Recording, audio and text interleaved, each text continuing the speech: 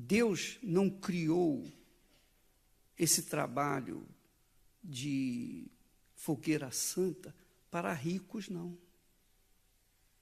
Você sabia disso? Você sabia disso? Porque o rico não participa da fogueira santa. Ele tem dinheiro.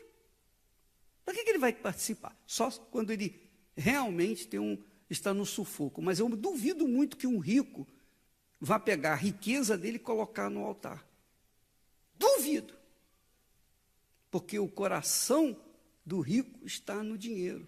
O dinheiro tem sido o Deus dos ricos. Deus criou a fogueira santa para os pobres. Deus criou a fogueira santa para as pessoas mais simples, para as pessoas com dificuldades, para as pessoas que estão passando sufoco, para as pessoas que estão no fundo do poço.